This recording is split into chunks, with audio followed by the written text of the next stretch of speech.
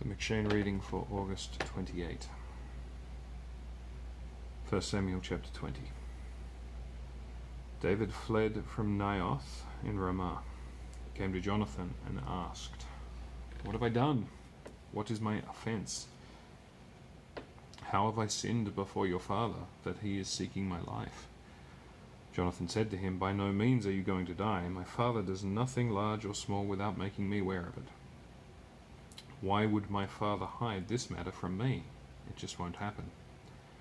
Taking an oath, David again said, "Your father is very much aware of the fact that I have found favor with you, and he has thought, don't let Jonathan know about this, or he will be upset. But as surely as the Lord lives and you live, there is about one step between me and death."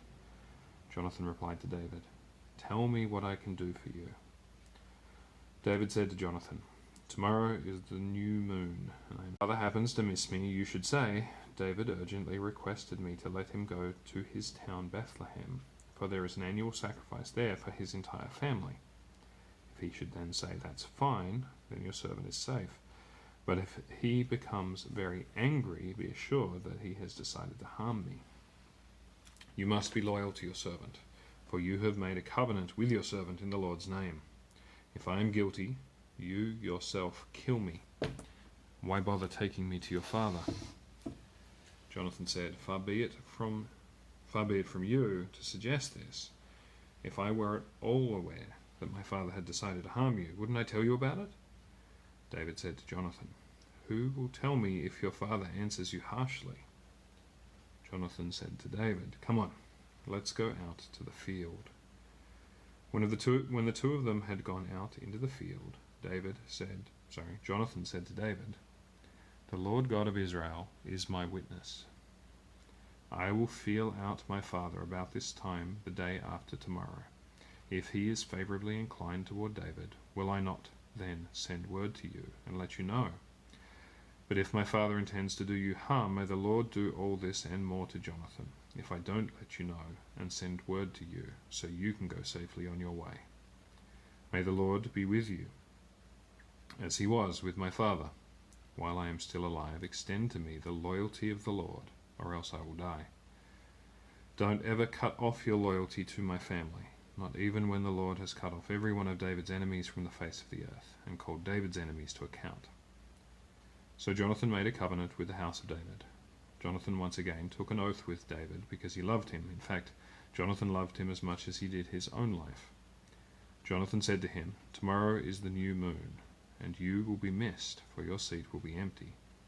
On the third day you should go down quickly and come to the place where you hid yourself the day this all started. Stay near the stone Ezel. I will shoot 3 arrows near it, as though I were shooting at a target. When I send a boy after them, I will say, 'Go and find the arrows.' If I say to the boy, 'Look, the arrows are on this side of you, get them,' then come back. For as surely as the Lord lives, you will be safe, and there will be no problem. But if I say to the boy, 'Look, the arrows are on the other side of you,' then get away. For if in that case the Lord has sent you away. With regard to the matter that you and I discussed, the Lord is the witness between us forever." So David hid in the field. When the new moon came, the king sat down to eat his meal. The king sat down in his usual place by the wall, with Jonathan opposite him and Abner at his side. But David's place was vacant. However, Saul said nothing about it that day, for he thought, "Something has happened to make him ceremonially unclean. Yes, he must be unclean." But the next morning, the second day of the new moon, David's place was still vacant. So Saul said to his son Jonathan, "Why has Jesse's son not come to the meal yesterday or today?" Jonathan replied to Saul, "David urgently requested that he be allowed to go to Bethlehem. He said, 'Permit me to go, for we are having a family sacrifice in the town, and my brother urged me to be there. So now, if I have found favor with you, let me go and see my brothers.' For that reason he has not come to the king's table." Saul became angry with Jonathan and said to him, "You stupid traitor, don't I realize that to your own disgrace and to the disgrace of your mother's nakedness you have chosen this son of Jesse? For as long as this son of Jesse is alive on the earth, you and your kingdom will not be established. Now send some men and bring him to me, for he is as good as dead." Jonathan responded to his father Saul, "Why should he be put to death? What has he done?" Then Saul threw his spear at Jonathan in order to strike him down. So Jonathan was convinced that his father had decided to kill David. Jonathan got up from the table enraged. He did not eat any food on that second day of the new moon, for he was upset that his father had humiliated David. The next morning, Jonathan, along with a young servant, went out to the field to meet David. He said to his servant, "Run, find the arrows that I am about to shoot." As the servant ran, Jonathan shot an arrow beyond him. When the servant came to the place where Jonathan had shot the arrow, Jonathan called out to the servant, "Isn't the arrow farther beyond you?" Jonathan called out to the servant, "Hurry, go faster, don't delay." Jonathan's servant retrieved the arrow and came back to his master. Now the servant did not understand any of this. Only Jonathan and David knew what was going on. Then Jonathan gave his equipment to the servant who was with him. He said to him, "Go, take these things back to the town." When the servant had left, David got up from beside the mound, knelt with his face to the ground, and bowed 3 times. Then they kissed each other, and they both wept, especially David.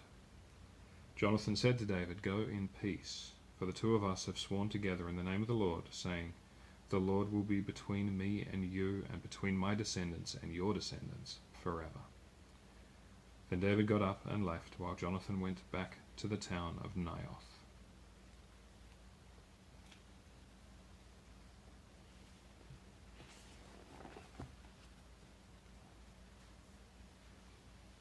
Paul's first letter to the Corinthians, chapter 2. "When I came to you, brothers and sisters, I did not come with superior eloquence or wisdom as I proclaimed the testimony of God. For I decided to be concerned about nothing among you except Jesus Christ and Him crucified. And I was with you in weakness and in fear and with much trembling. My conversation and my preaching were not with persuasive words of wisdom, but with a demonstration of the Spirit and of power, so that your faith would not be based on human wisdom, but on the power of God. Now we do speak wisdom among the mature, but not a wisdom of this age, or of the rulers of this age, who are perishing. Instead we speak the wisdom of God, hidden in a mystery, that God determined before the ages for our glory. None of the rulers of this age understood it. If they had known it, they would not have crucified the Lord of glory. But just as it is written, 'Things that no eye has seen, or ear heard, or mind imagined, are the things God has prepared for those who love Him.'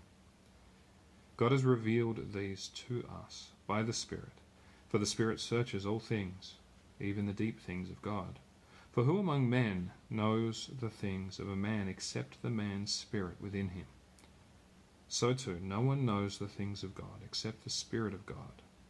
Now we have not received the spirit of the world, but the Spirit who is from God, so that we may know the things that are freely given to us by God. And we speak about these things, not with words taught us by human wisdom, but with those taught by the Spirit, explaining spiritual things to spiritual people. The unbeliever does not receive the things of the Spirit of God, for they are foolishness to him, and he cannot understand them, because they are spiritually discerned. The one who is spiritual discerns all things, yet he himself is understood by no one. For who has known the mind of the Lord, so as to advise him? But we have the mind of Christ."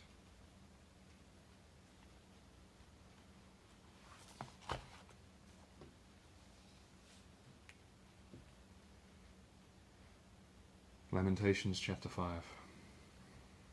O Lord, reflect on what has happened to us. Consider it and look at our disgrace. Our inheritance is turned over to strangers. Foreigners now occupy our homes. We have become fatherless orphans. Our mothers have become widows. We must pay money for our own water. We must buy our own wood at a steep price. We are pursued. They are breathing down our necks. We are weary and have no rest. We have submitted to Egypt and Assyria in order to buy food to eat. Our forefathers sinned and are dead, but we suffer their punishment. Slaves rule over us. There is no one to rescue us from their power. At the risk of our lives, we get our food, because robbers lurk in the wilderness. Our skin is as hot as an oven, due to a fever from hunger. They raped women in Zion, virgins in the towns of Judah. Princes were hungry, stagger from their labour. The elders are gone from the city gate. The young men have stopped playing their music. Our hearts no longer have any joy. Our dancing is turned to mourning. The crown has fallen from our head. Woe to us, for we have sinned. Because of this, our hearts are sick. Because of these things, we can hardly see through our tears. For wild animals are prowling over Mount Zion, which lies desolate. But you, O Lord, reign forever. Your throne endures from generation to generation. Why do you keep on forgetting us? Why do you forsake us so long? Bring us back to yourself, O Lord, so that we may return to you. Renew our life as in days before, unless you have utterly rejected us and are angry with us beyond measure.